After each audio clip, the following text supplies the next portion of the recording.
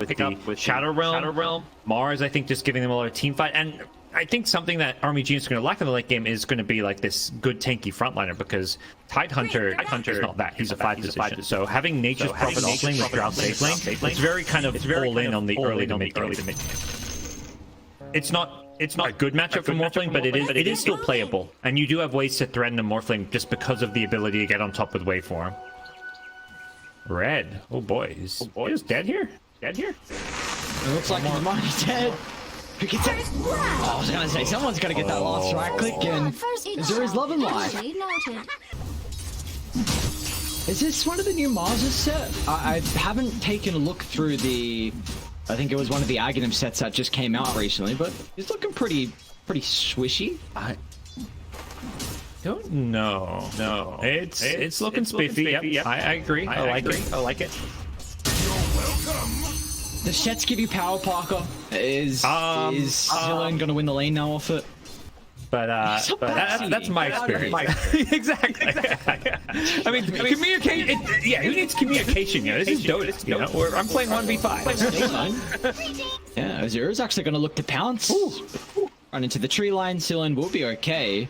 So this match pretty back and forth at the moment. A lot of harassment going either side. The early bottle pickup. At least you'll have some resources.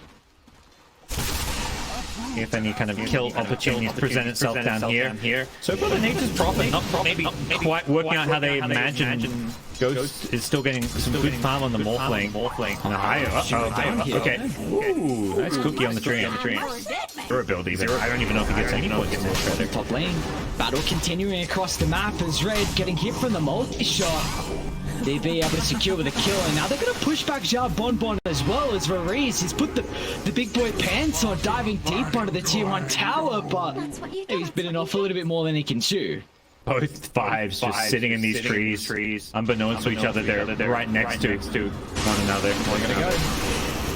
Red, look up the Tombstone behind him. Once the Army Genius is turning to recognize what the key objective is to bring down Tombstone and then the Undying, which is the easier kill. I mean, he's not in that tempo control like we were really hoping to see out of an early blink. Red, they've got the vision thanks to the lane ward. He's going to take a lot of damage once he's charging up the Meteor Hammer, and that once again, it'll be a hefty price to pay. Is now Zillion's going to look to join the fight. He can arena on the outskirts, but Varese, it's not the easiest target to kill at all. They get the connection with the spear. Now even the Nature's Prophet is pump faking the TP as Varese, he gets enough opportunity to get the Ravage off just with the level 6 being completed. And now Wommy rejoining the fight. They'll get rid of the Dark Willow. Thanks to the Terrorizer, we'll push Wommy back so Zillion has an opportunity to try and cut through the tree line. Put the Drow back in the jungle if you want. Put the Varese in the dead lane. And you can take abilities and now can set up for the rotations. They've got Zillion in trouble. Kisses drop straight on the head, but the lack of control is a big issue to set up for the damage from Lim. They've still lost Red on top of the backline. They'll now turn their attention to deal with the Mars, but Ohio is going to step on forward, provide some extra sustain to keep Zillion alive. So a 1-for-1 trade at the moment. Looks like there'll be no extra damage done. T1 Tower under siege. They'll have to bring Zillion. This is going to mirror the movement though, so either side's having that big team fight to work with for the siege. See just how aggressive Army Geniuses are looking to get there. The tree's going to cut. Oh, look at the pogo stick over the tree line reef. Ooh, Ravage onto 2. The damage is shown up with the help of the Limb and the Drow Ranger. They win the fight convincingly, but they take that tier 1 mid tower. I'm going to give away his life here.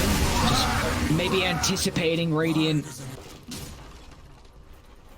And they find a way to take this tier 1 mid tower themselves. I should fast enough and an even better arena to blow up the park. And they've got an extra catch as well. It's Red. Drops the meteor down on their heads of the Snapfire, and you were just seeing the praises of Army Geniuses taking a fight right next to an objective, using their ultimates in conjunction, and what Spawn 496 that mirror that. So a little bit of extra survivability as well, which is a big factor against the burst. So he's doing a very good job to find his farm. And he's now indicated which way he wants to go. No E-Blade, it's straight into Ag Scepter after Manta style if he sticks with his queued up items in his quick buy. So wanting to take advantage of that more Willow combo. Uh-oh, look at Wami. Aggressive TP on the back line. It's kind of the issue with the kisses. It will bring down the tree of the Sprout, but now Sillen's going to turn around persistence once again as a higher swings on over. They get the extra heal at the Soul Rip, and now that sets up for the rotations to come in handy. Those plays have been with getting it on the Tombstone, getting it on the teammates, just to allow their abilities to come off before they die. It really feels like Dota, Red Nut, even better! Spawn 496, you're playing out of your minds right now to get yourself back in this game. Using the media for vision to cancel Link's TP. They're just doing these individual things to bring themselves back into this game. I'll take that. Might take a bit too long as Spawn 496. They're going to continue to put some pressure on the map with the Smokers 3. Sillen, he did reveal the blink prior, so Army Geniuses, they are aware that this extra item pickup is now on the Mars. See if they can still make it work. They get the ward on the high ground. Direct Sentry is in range, but doesn't see that ward until they get high ground vision. So they may find someone in this mid lane. Breeze again. Actually, Sillen jumping aggressively. They're going to try and run into DB, but a little bit discombobulated is going to be Spawn 496, as now they'll double back and Ghost gets the kill. I mean, you're happy with that. Still, at least it's Ghost finding it 287 gold, and he's already got one component, pretty much second component towards the Aghanims. It definitely feels like we're at a stage where we're just waiting for that big team fight. 11 to 11 kill count. Like you said, the farming ages, but everyone has those items online to take the real big fight, and Army Geniuses, they're ready for it. Smoke up is 5. Radiant, they're posturing in a position where they're looking to maybe get ready for a smoke of their own, or... I know where they are. I mean, it's pretty common. You don't see the enemies and they're not running at you. Maybe they're just farming. Someone's usually farming the action. So I mean, Geniuses don't want to run up to that high ground. And they're trying to play around this mid lane bit. Spawn 496 themselves seem well aware of this. Nobody's even calling out to poke at the lane. Want to play around their high grounds. On the Tidehunter, you've got a lot of follow-up with the kisses and all the magical damage pre-BKB, so yeah, I think you want to have this bottom tower siege in to bring Radiant down, and it might take a little bit too long to set the formation off. Yeah, they're making their move. They've got the level 3 morph on Morphling now. He's turned into that Willow. Let's see how they can ready. Instant BKB from Wami, now with the arena completely wasted. Azura, ravaged to the backline, clips all 3. The damage is exceptional. The Morphling getting ripped apart thanks to the silence. But the action's going to give them a little bit of time for the Morphling. Ghost is actually going to waveform aggressively. He wants the man fight DB. Protected for a short duration with the Manta, but the heavy committal will be the death of the Morph. 4 for 1, up the higher ground they go, and AG, oh, how powerful they are. Yeah, that Morphling just got torn apart. He's got this Skadi queued up, but I think what he really needs is a BKB. The Switchblade item, but I haven't seen it into the 15 talent. Yeah, definitely seeing less and less of it. Willow. Tries to TP out. No. Good old Shadow Realm capability. Such a nuisance. Yeah. I was gonna say, just the space shift attack I really haven't seen too often anymore. Yeah. I would imagine the spell amps usually the go-to. Just like you say, you're not really going for the right clicks quite as much, and you're against the Morphling, like you want as much burst damage as possible. So spell amps often the play, but Azura, he's played a lot of Master here, so I will not question him. Let's just put it that way. One of the nice things with the face attack is maybe the ability to kill the Tombstone zombies in a team fight. If there's a Tombstone down and you can't find it on a cliff or something. Probably his face shift and kill those zombies, but that's the main use I can kind of see out of it when you kind of talk about the puck a bit. But Smorflin's game is going to be tough against this puck axe. I mean, I mentioned BKB is a possible item he needs, but it's not even going to necessarily immediately help when there's an Aghanim Scepter in play.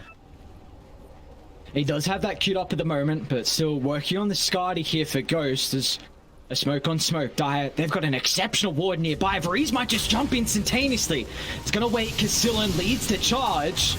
They're all revealing himself as one. TP's into the middle.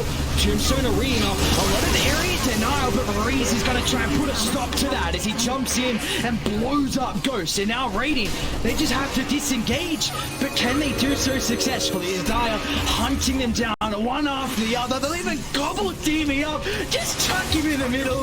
You don't have to worry about the Morphling as Drow has a free fight to go to work. And Spawn496 unable to find these fights between the Ravage users, and also just having this draft where the only BKB on their team is a Mars. Like it is a mid Mars, but it's being played as if it's kind of like that offlane Mars. So it's kind of like they just don't have a BKB on their carry, and fighting is just hard when you're against silences plus high graphic. Mid lane, maybe a dead Willow. But Zero is going to make sure he can come over and provide the extra requirement to bring him down. And all of a sudden, this is just ballooned out to a 19,000 net worth lead.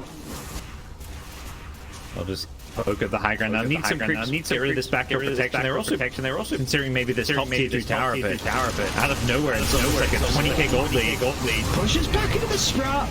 The cookie reposition. They're going to try and lock down the arena. They will have at least the extra follow-up on DB, but that's your Aegis carrier. And they're a little bit too late with the combination, so DB can turn it back around with the BKB. They've got double Tombstone at the moment to play around with, but I mean, how much is this really providing them in the team fight? It's just, again, raining down Hellfire is going to be Lim. Ohio is even going to fall thanks to DB's early pickup in the Aghanim shot from the second Roshan. My thanks. 30 minutes in, it is. Spawn496 heavily on the back foot. They need to come up with some kind of miraculous play here, but all of Army Genius's ultimates are almost back up. It's just the Mortimer's Kisses there waiting for another 40 seconds. I'm sure that's enough to deter them going for the Mega Creeps here. They've got 3 minutes left on Aegis, so DB will happily just frontline and go for these objectives. And you still got your ultimates too. Ravage to work with. Kisses in 20. You might not have an Undying though. How do you get out of the Sprout? That's just a dream to win. He's going to have to try and play around. Look at the backstab coming to play though. Arena. Crippin Varese, but instantly cancelled off with the Kraken showing a Morphling.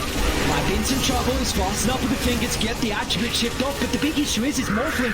He's not right-clicking anyone. Ghost hasn't found a target just yet. He looked away full on top of Lin, but the damage has been done with. They're chasing down DB. Still, Dark Willow needs some assistance. They'll deal with the Aegis. Mortimer Kisses raining down Hellfire. They get rid of 2 of the cores. They've locked in the Drow. DB Hurricane Pike up to the safety of the high ground. Really messy team fight though. Almost 3 fights breaking out at the same time. And that one, terrible bottom fight when they had the Ags reveal and smoked up and fought into them, and things just went so south. Tidehunter pick. They're going to make a play around their own vision, DB. They might not know that it's the real Drow, and then all of a sudden pops out with the silence. DB great repositioning once again. They're using the arena to target the Tidehunter though, which is not the greatest hero, knowing that he doesn't have Ravage. It's Morphling getting control of the BKB, really just giving him an opportunity to kite to the core, but now he's going to look to wait for one forward. But it doesn't even matter. He doesn't have the defensive factor to stand his ground as Army Geniuses. Will take game 1 pre-35 minutes.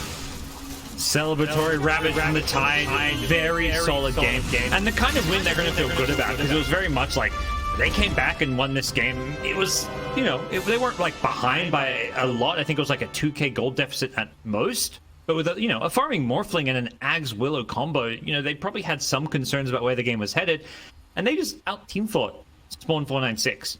Perhaps taking advantage of the fact that, Mars, OD, and Morphling just didn't feel like this strong team fighting force, even though they have got some, team fight capabilities.